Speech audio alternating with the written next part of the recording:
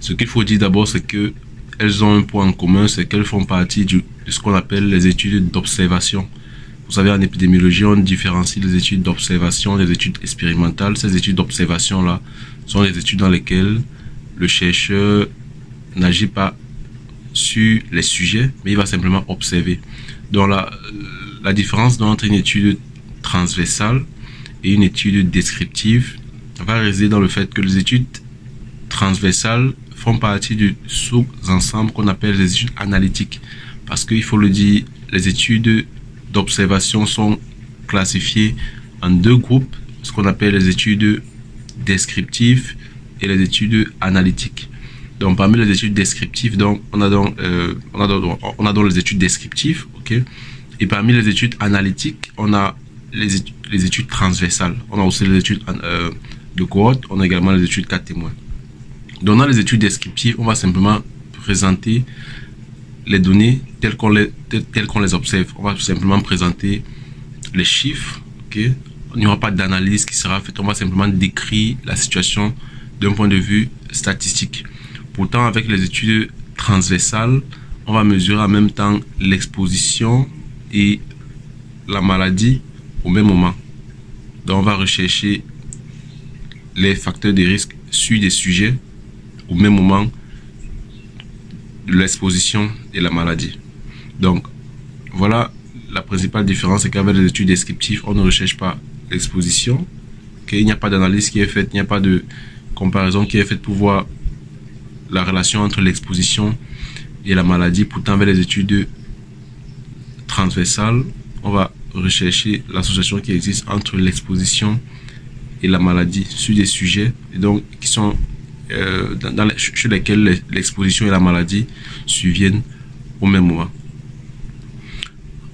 La différence entre une étude de cohorte et une étude cas témoin, déjà la similarité c'est qu'elles font partie, comme je vous l'ai dit tout à l'heure, des études analytiques et donc elles recherchent dans l'association qui existe entre un facteur de risque et un problème de santé ou alors une maladie.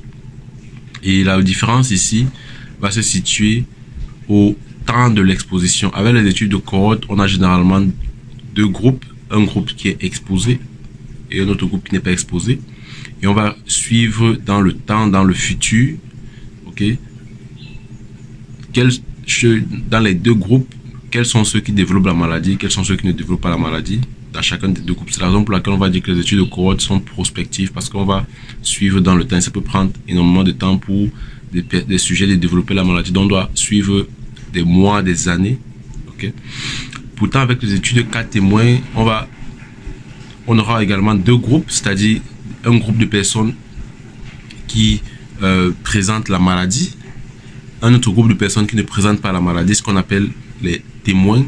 Le groupe de personnes qui présentent la maladie sont les cas. Et on va aller rechercher dans leur passé, dans leur histoire, leur niveau d'exposition. Donc dans chacun des deux groupes, on va déterminer est-ce que la personne était exposée, est-ce que la personne n'était pas exposée. Et on va donc rechercher ces informations qu'on va enregistrer. À la fin, on pourra déterminer s'il y a une association entre l'exposition et la maladie en calculant les indicateurs épidémiologiques tels que l'odds ratio. Et dans le cas d'une étude de cohorte, on pourra calculer par exemple le risque relatif et mener des analyses. Voilà la différence qui existe entre une étude cas témoin et une étude de cohorte. Petite nuance quand même, il faut signaler qu'on peut aussi avoir des études de cohorte qui soient rétrospectives, c'est-à-dire ça va dépendre du temps auquel on mène l'étude.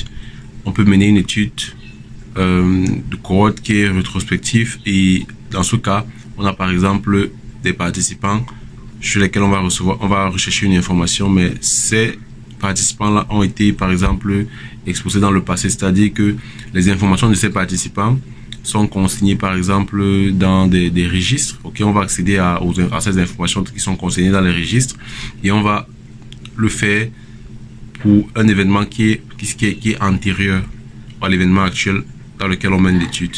Et on va rechercher ces informations-là pour mener nos études de cohorte rétrospectives. J'espère que cette vidéo vous a aidé à en savoir un peu plus sur les études épidémiologiques. Si vous avez des commentaires, je vous prie de la laisser dans la rubrique commentaires. Si vous êtes nouveau sur cette chaîne, n'oubliez pas de vous abonner parce qu'ici on partage des vidéos liées à la santé publique, à l'épidémiologie, à toutes les disciplines de la santé publique. Et on se revoit pour une prochaine vidéo. Sentez-vous bien.